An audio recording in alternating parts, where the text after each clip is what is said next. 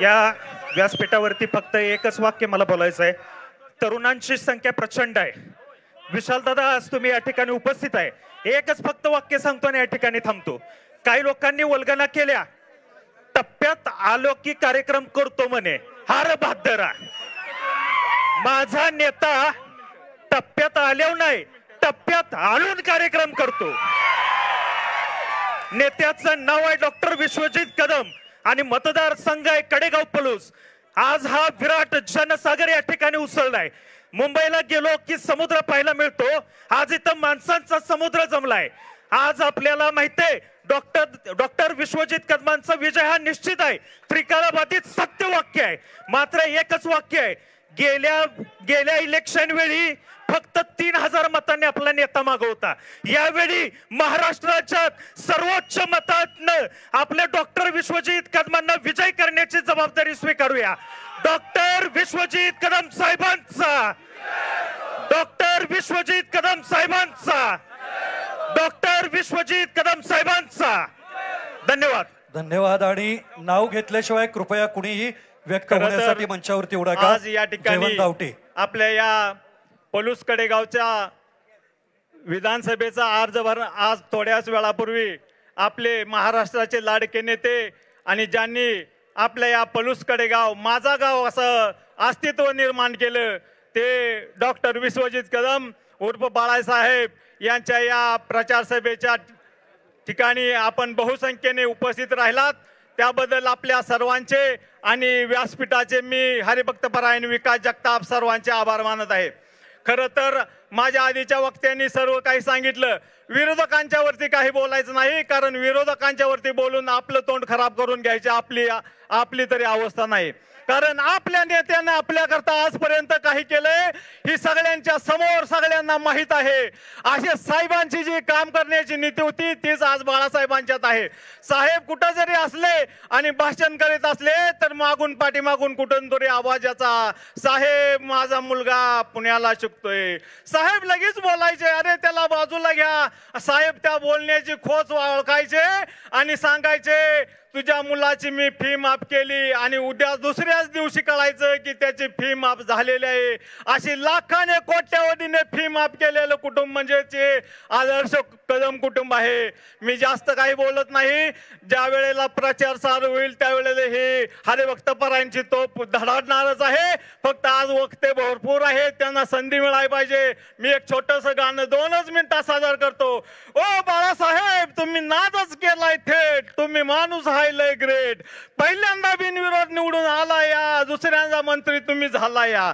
ओ बाळासाहेब तुम्ही नादच केलाय थेट, तुम्ही माणूस लय ग्रेट. जिथं जिथं चर्चा तुमच्या नावाची आहे, तुमच्या नावाला डिमांड आलंय. ओ बाळासाहेब तुम्ही नादच केलाय थेट, तुमची जिथं तिथं तुमची चर्चाच आहे. तुम्ही माणूस लय ग्रेट. सगळीकडे नेटवर्क जाम तुम्ही केलं या, आमचं जिगर आणि फिगर तुम्हीच हाय.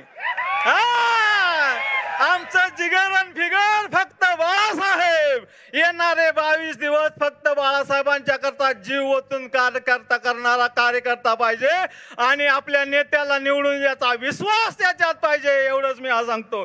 आणि तुम्ही माणूस हाय रेट. गोरगरिबांची फी माफी केली या, त्याने आशीर्वाद दिला या. ओ बाळासाहेब तुम्ही नानच केलाय थेट, तुम्ही माणूस हाय ग्रेट. 1 नंबर मताने निवडून आला या, महाराष्ट्रात मंत्री तुम्ही झाला या. ओ बाळासाहेब तुम्ही माणूस लय ग्रेट, तुम्ही माणूस लय ग्रेट. एवढं बोलून मी माझे 2 शब्द बोलतो. जय हिंद, जय महाराष्ट्र. याच्यानंतर सतपाल साळुंके माजी सभापती कृषी उत्पन्न बाजार समिती पलूस आणि तयार राहायचं आहे विजय शिंदे यांनी. प्रत्येकाला 2 मिनिटाचाच वेळ देण्यात येतोय. आमचे दैवत डॉक्टर स्वर्गीय पतंगरावजी कदम यांना विनम्र अभिवादन करून आज डॉक्टर विश्वजित कदम यांचा अर्ज भरण्यासाठी आपण सर्व उपस्थित राहिला. आपले ज्येष्ठ मार्गदर्शक दादा बाळासाहेब, लोकप्रिय खासदार विशाल दादा, सर्व व्यासपीठ, पत्रकार, माझ्या भाईला भगिनी पतंगराव कदम, वहिनी साहेब, स्वप्नालीताई, सर्व शिवाजीराव कदम सर, 288 आमदारामध्ये महाराष्ट्रामध्ये असा एक मतदारसंघ आहे, तो पलूस कडेगाव मध्ये आहे. कारण ह्या मतदारसंघात, हा मतदारसंघ म्हणजे हे माझे कुटुंब, हा मतदारसंघ म्हणजे माझी सर्व जनता. कुठलाही सर्वसामान्य घरातला माणूस, सर्व गोरगरिबातला माणूस शिक्षणापासून वंचित राहिला नाही. हा महाराष्ट्रातला एकमेव मतदारसंघ पलूस कडेगाव आहे. सर्व गोरगरिबांची मुलं, मी स्वतः माझ्या अनुभवानं 95 पासून दादांच्या मार्गदर्शनाखाली राजकारणात आलो. या घराचे संस्कार असावे की शाश्वत प्रपंच करा आणि समाजकार्य करा, सर्वसामान्य लोकांची सेवा करा. हा दादांचा आणि पतंगराव कदमांचा जो आदेश आहे त्या पद्धतीनं हा मी सामान्य कार्यकर्ता. पलूस तालुक्यातलं छोटंसं गाव धनगाव, वडील लहानपणी वारले. ज्यावेळी राजकारणात आलो त्यावेळी मोहनराव कदम दादांची, माझ्या पतंगराव कदमांची छाया पडली आणि एक प्रामाणिकपणे 32 वर्ष झालं पतंगराव कदमांच्या दादांच्या नेतृत्वाखाली काम करत आलो. बाळासाहेब त्यावेळी लहान होते. सुरुवातीला 99ला बाळासाहेब मतदारसंघ संघात फिरायला लागले. मोहनराव कदम दादांच्या आणि पतंगराव कदमांचे संस्कार बाळासाहेबांच्या झाल्यामुळे एवढं मोठं साम्राज्य, एवढी मोठी संपत्ती असताना सुद्धा विश्वजित कदमानं कधी मस्ती, कधी आयशो आराम कधी घेतलं नाही. तुमच्या आमच्यासाठी तो झटत राहिला. महापूर असून दे, महापुराच्या काळात 19ला महापूर आला, 5ला महापूर आला, त्यावेळी पतंगराव कदम म्हणजे महाराष्ट्राची आग असल्यागत होते. पालकमंत्री म्हणून काम करावं तर डॉक्टर पतंगराव कदमांनी करावं. मी तारुण्य त्यावेळी होतो. पतंगराव कदम साहेबांचं जे कार्य बघितलंय ते पालकमंत्र्याचं सगळं प्रशासन हलत होतं, कलेक्टर गाडीत बसत होत्या. इतकी परिस्थिती म्हणजे साहेबांचा दरारा. कुठलंही काम करून दे, कुठलाही विषय असू दे, कुठलंही खातं असू दे, त्या खात्याचं सोनं करण्याचं काम पतंगराव कदम साहेबांनी केलं. कुठल्या खात्याला त्यांनी कमी लेखलं नाही. वन खातं मिळालं. महाराष्ट्र राज्यात 4च अकादमी आहे, ती कुंडल अकादमी आणली. ही कर्तृत्व हे पतंगराव कदम साहेबांचं आहे. एक सामान्य कुटुंबातला माणूस पलूस तालुक्याचा सभापती बाळासाहेबांनी केला. प्रामाणिकपणा, तुम्ही प्रामाणिकपणे राहा. विरोधक म्हणतात हव्यातनं फिरतात, तो दिल्लीत सकाळी असून दे, संध्याकाळी माझ्या मतदार, माझ्या गोरगरिबांच्या लोकांसाठी असतो. तिची तेवढी दानत आहे. हा राज्याचा नेता आहे. कुणी काय म्हणायचं काम नाही. हवेत आहे, हवेत असणारच. कारण तो राज्याचं नेतृत्व, भावी मुख्यमंत्री पदाच्या रेस मधला माणूस आहे. त्यामुळं तुम्ही माणसात नाही, कुठल्याही सर्वसामान्य माणसाचं काम थांबलेलं नाही. प्रत्येकाच्या माध्यमातून कदम फॅमिली मोठा परिवार आहे. कुणाचं वैयक्तिक काम थांबलेलं नाही, फी माफी थांबलेली नाही. पलूस मध्ये येतात आणि जागा लाटल्या म्हणतात. जागा काय लाटल्या? गोरगरिबांची मुलं शिकली, MBA झाली, BA MBA झाली, BMA झाली. कुठल्या मतदारसंघात फी माफी होत्या ती मला सांगा. कोण रुपया माफ करत नाही. माझा मुलगा गोडाऊतला होता, फी माफी करायला गेलो 19च्या महापुरात. त्यावेळी म्हटले फी माफी करायला गेलो. गोडाऊत साहेब माझे भाऊ कुलगुरू होते, माणिकराव साळुंके. तिथं गेलो फी माफीला. इथं फी माफी वगैरे काही नसती, व्यवसाय आमचा आहे. या व्यवसाय पतंगराव कदमांनी व्यवसाय म्हणून हे विद्यापीठ काढलं का? गोरगरिबांची मुलं ज्या तळमळीनं पतंगराव कदम गरिबीतनं शिकले, म्हणून माझ्या मतदारसंघातली, माझ्या महाराष्ट्रातली गोरगरिबांची मुलं शिकावी म्हणून पतंगराव कदमांनी भारतीय विद्यापीठ तयार केले. ती काय त्यांच्या स्वतःच्या ह्याच्यासाठी केलेलं नाही. हे आपण मतदार, आपण ग्रामस्थांनी, आपण सगळ्यांनी विचार त्याचा करावा. आणि हे विश्वविद्यालय झालं, हे तुमची आमची मुलं शिकली. आणि म्हणून पलूस कडेगाव मतदारसंघातला जर 288 मतदारसंघातला विचार केला तर आपला दर्जा उंच आहे, सुशिक्षित मुलं जास्त आहेत. तरी महापुराचा विषय घेतला. 19ला महापुरात, 2 मिनिटं माझं ऐकून घ्या म्हणजे मला वेळ द्या. महापुरात 19ला सत्ता महायुतीची होते. महायुतीची सत्ता असताना बाळासाहेबांना सांगितलं मी छावण्या उभा करा, शासनाचं भोजन व्यवस्था होत नाही. 19च्या महापुरामध्ये सर्वसामान्य सर्व कुटुंबांना भोजन चाऱ्याची व्यवस्था बाळासाहेबांनी केली. आरोग्याची सेवा केली. ज्यावेळी ब्रह्मनाळला बोट पलटी झाली यांच्या चुकीच्या धोरणामुळं, त्यावेळी देवेंद्र फडणवीस रथ काढत फिरले होते. सत्ता नसताना पतंगराव कदमांनी, बाळासाहेबांनी सर्व महापुरातल्या लोकांना स्वतःचा जीव धोक्यात ठेवून जी सेवा केली. एवढंच मी सांगतो 20 तारखेपर्यंत आपण कुठलाही वेळ न देता बाळासाहेबांच्यासाठी रात्र दिवस झटूया. एवढंच बोलतो, थांबतो. जय हिंद, जय महाराष्ट्र. सदैव आपल्या सोबत बाळासाहेब. याच्यानंतर सतीश आबा पाटील अंकलकोप. सतीश आबा पाटील अंकलकोप. मान्यवरांना विनंती आहे, आपण बोलताना 2-2 मिनिट, कारण बऱ्याच जणांना बोलायचं आहे.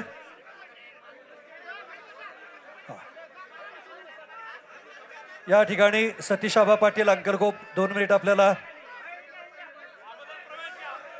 ठीक आहे. सतीश आबा पाटील यांचा राष्ट्रीय काँग्रेस पक्षामध्ये या ठिकाणी प्रवेश होतोय. एक जोरदार टाळी आपल्या सगळ्यांच्या मधून या ठिकाणी देऊया. आणि आता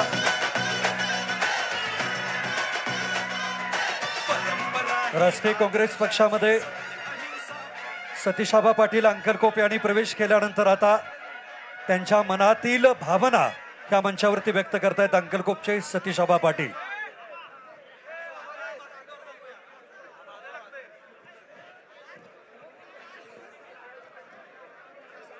येत्या 20 तारखेला येऊ घातलेल्या महाराष्ट्राच्या विधानसभा निवडणुकींचं रणसंग्राम आता सुरू झालेला आहे.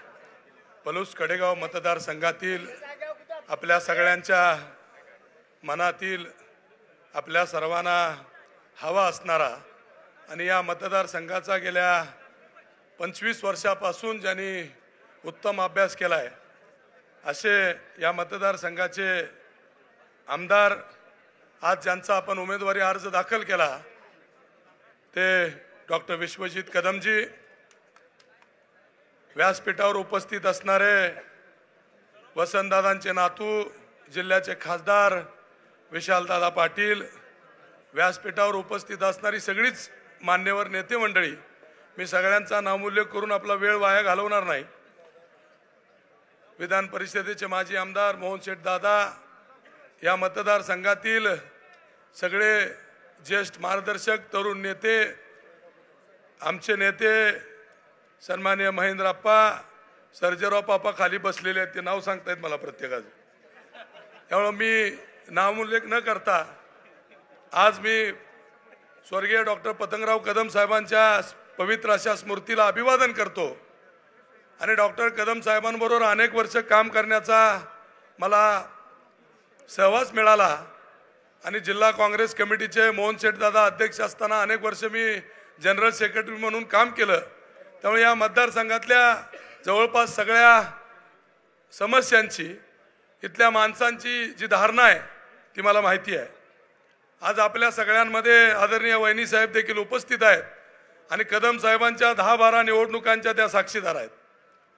गेल्या अनेक वर्षात या मतदारसंघातले अनेक प्रश्न आवासून उभे असायचे. पूर्वीच्या काळात आमचा नदीकाठचा परिसर हा ऊसाने समृद्ध असणारा, पण आपल्या दुष्काळी भागामध्ये तुळशीचं लगीन करायचं असलं तर लागणारे ऊस देखील आमच्या भागातनं पण आणायचा, अशी परिस्थिती या परिसरात होती.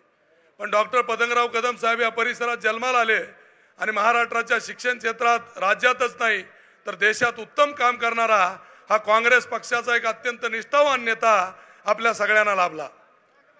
या मतदारसंघाच्या जडणघडणीची माहिती आपल्याला अनेकांनी दिली, पण विश्वजित कदमांच्या बरोबर काम करताना गेल्या काही दिवसामध्ये महेंद्रप्पा आणि आम्ही एकत्रित बसून काही निर्णय झाला आणि पलीकडच्या बाजूने काम करणारे आम्ही लोक विश्वजित कदमांच्या पाठीशी उभं राहण्याचा निर्णय अनेकांनी घेतला, त्यापैकी मी एक आहे.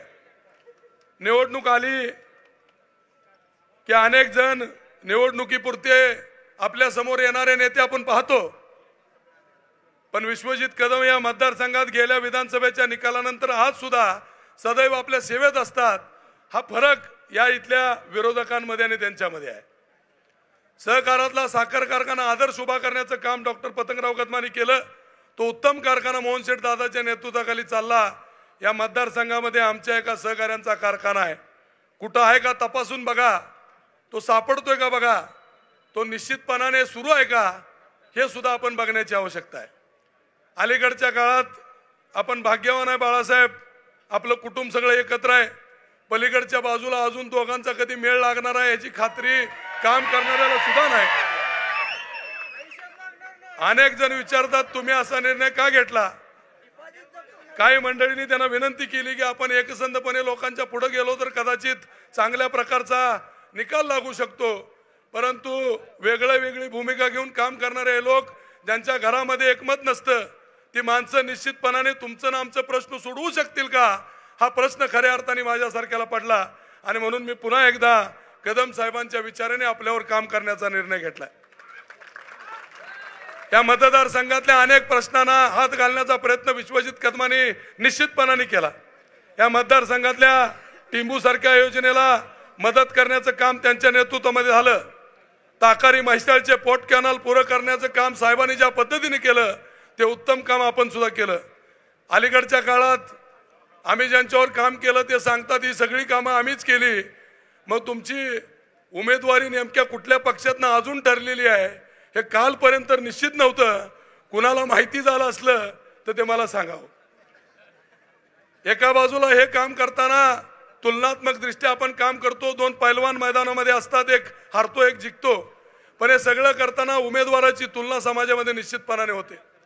एक अत्यंत सुस्वभावी सुशिक्षित उच्च शिक्षित म्हणून आपण विश्वजित कदमांकडे पाहतो, पलीकडे ज्यांचं शिक्षण कुणाला माहीत असलं तर ते मला सांगा, माझे खूप वर्षाचे संबंध आहेत, मला अजून माहिती नाही ते नेमके किती शिकलेले। माणसाला अज्ञान असलं तर त्याला निश्चितपणाने माणसं सांभाळण्याचं कौशल्य नसतं, पण विश्वजित कदमांकडे उच्च शिक्षणाचा मोठा पाठबळ, साहेबांचे आशीर्वाद आणि या मतदारसंघातल्या तमाम जनतेचं पाठबळ हे आपल्या पाठीशी असल्याने आपण गेल्या अनेक वर्षात उत्तम काम करताय। आज ही सभा आपल्या अर्जाची आहे, आपल्या उमेदवारीची आहे, कुणाची उनीधुनी काढण्याची सभा नाही। कडेगाव तालुक्यामध्ये पुन्हा एकदा बाळासाहेब आपल्या मनामध्ये, आपल्या अनेक असंख्य चाहत्यांच्या मनामध्ये अनेक गोष्टी आहेत। निश्चितपणे मी एका गोष्टीला आपल्याला आश्वस्त करेन की परवा कुठल्या तरी एका सभेत जितेश भैया ते म्हणाले की बाकीचा उद्योग करणं काम आमचं आहे, ते कदमांचं काम नाही। मी आपल्याला विनम्रपणे सांगेन की असला उद्योग करायला कदमांच्या मागे अनेक माणसं आहेत, तुम्ही तसलं भ्या कुणाला घालून कसला दमदाटी करण्याची गरज नाही। या मतदारसंघातला प्रत्येक कार्यकर्ता स्वाभिमानी आहे।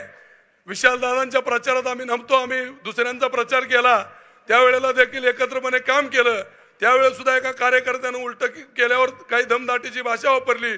मी त्यांना म्हणालो तो माणूस जर पुढनं उलटा बोलला तर 4 पिढीची आबरू जाईल आणि त्यामुळे कुठल्याही प्रकारे हा इथला माणूस स्वत बसणार नाही। आपण दमदाटीची भाषा करू नये, विनम्रपणाने लोकशाहीमध्ये मत मागण्याचा प्रत्येकाला अधिकार आहे, पण विश्वजित कदमांनी गेल्या अनेक वर्षात या मतदारसंघाची जी सेवा केली ती उत्तमपणाने केली आणि तो विश्वास घेऊन आम्ही आपल्यावर या पुढच्या काळात काम करू। या मतदारसंघातल्या अनेक गोष्टींबद्दल विस्तृतपणे बोलण्याची आवश्यकता आहे। आपण जरी विधिमंडळात काम करीत असला तर या मतदारसंघातले अनेक प्रश्न हे आपल्याला या पुढच्या काळात सोडवावे लागतील। मी पलूस तालुक्याच्या वतीनं महेंद्रापण अनेक वेळा म्हणलं, आमच्या नदीकाठच्या भागात विशालदादा शारपडीचा मोठा प्रश्न आहे। महाराष्ट्राच्या विधिमंडळामध्ये कदम साहेब हे मदत आणि पुनर्वसन खात्याचे मंत्री होते, त्यावेळेला पहिल्यांदा हवाई सर्वे आमच्या विभागाचा केला। हे रोज सांगतायत की तुमच्याकडची शारपडची जमीन आम्ही संपवली, आमच्याकडची शारपडीचा अजून प्रश्न मिटलेला नाही। मी विश्वजित कदमांना या सभेच्या निमित्तानं मागणी करतो की येणाऱ्या काळात तो प्रश्न आपण आमच्या पलूस तालुक्याचा मिटवावा। या परिसरामध्ये काम करीत असताना आपण अनेक वेळा खूप मोठं पाठबळ कदम साहेबांच्या मागे उभं केलं, ते देखील या मतदारसंघाची सेवा करताना गरिबीनं विनम्रपणाने त्यांनी काम केलं। घोषणांचा अर्थ मी ओळखतो, माझ्या लक्षात आलं, मी जास्त बोलणार नाही, पण या मतदारसंघामध्ये ज्या प्रकारची दंडोकशाहीची भाषा या मतदारसंघामध्ये सामान्य माणसाला अडवण्याची, झिरवण्याची, त्याला धमकावण्याची